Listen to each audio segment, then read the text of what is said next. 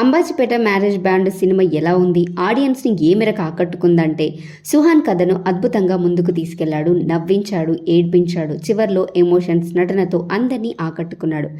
Pre క్లైమాక్స్లో అద్భుతంగా అనిపించాడు. ఇలాంటి కంటెంట్ ఉన్న చిత్రాలు చేస్తే సుహాస్కు ఇంకా తిరుగుండదనిపిస్తోంది. శివాని పోషించిన పాత్ర కూడా బాగానే ఉంది. విలన్గా నటించిన నితిన్ ప్రసన్న తన పాత్రకు న్యాయం చేశాడు. చివర్లో అలా కనిపించేందుకు ఒప్పుకున్నందుకు ఆ డేరింగ్కు హ్యాట్సప్ చెప్పాల్సిందే.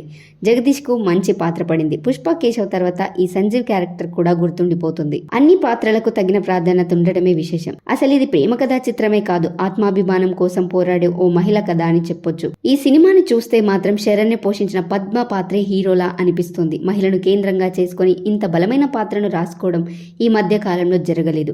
అసలు పద్మ పాత్రకు రాసుకున్న సీన్లో డైలాగ్స్ కు దర్శకుడికి దండం పెట్టాల్సిందే. ఎలాంటి పరిస్థితి వచ్చినా ఆత్మాభిమానాన్ని వదులుకోలేని పద్మ పాత్ర చెప్పే డైలాగ్స్ అద్భుతంగా అనిపిస్తాయి. చావనైనా చస్తానంటూ చావుకు సిద్ధపడుతుంది, కానీ ఆత్మాభిమానాన్ని వదులుకోదు. ఇక పోలీస్ స్టేషన్లో పద్మ యాక్షన్ కు విజిల్స్ పడతాయి. పద్మ పాత్రే ఈ చిత్రానికి హీరోనా అనిపిస్తోంది. పోలీస్ స్టేషన్లో విలన్ను ఎగిరి కాల్తో తన్నే సీన్కు స్క్రీన్లో చినిగిపోవాల్సిందే. ఒక హీరోకు అలాంటి సీన్లు పెట్టడం కామన్గా చూస్తుంటాం, కానీ ఈ మూవీలో శరణ్యకు అలాంటి అదిరిపోయే సీన్లు పెట్టారు. అక్కడే దర్శకుడు పాస్ అవుతాడు. ఇలాంటి విలేజ్ లవ్ రివెంజ్ డ్రామాలను ఇదివరకు కొన్ని వందల సినిమాలు చూసి ఉంటాం, కానీ ఎప్పుడు కూడా ఒక లేడీ క్యారెక్టర్ను ఇంత పవర్ఫుల్గా చూపించలేదు. ఇంటర్వెల్ పీక్స్కు చేరుతుంది. ద్వితీయార్థం కూడా అంత ఎమోషనల్గా సాగుతోంది. అలా ఏదో చప్పగా సాగుతున్న టైంలోనే హైకి చేరుతుంది.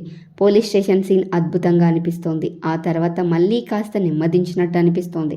క్లైమాక్స్ను రొటీన్కు భిన్నంగానే రాసుకున్నాడు. చంపడం పరిష్కారం కాదని, మనలాంటి వాళ్ళు చంపితే హంతకుడే అంటారు అంటూ హీరో చెప్పే డైలాగ్స్ అద్భుతంగా ఉంటాయి.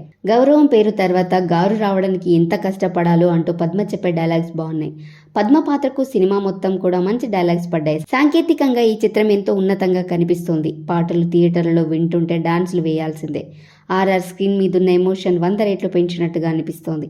విజువల్స్ ఎంతో సహజంగా ఉన్నాయి. సినిమాను చూస్తుంటే పెద్దగా ఖర్చు కూడా పెట్టినట్టు లేదనిపిస్తోంది. అనవసరపు హంగులు పోయి బడ్జెట్ను పెంచుకోలేదని అర్థమవుతుంది. కంటెంట్ను నమ్మి సినిమాను తీస్తే హిట్ అవుతుందని, అందరినీ ఆకట్టుకుంటుందని మరోసారి నిరూపించారు.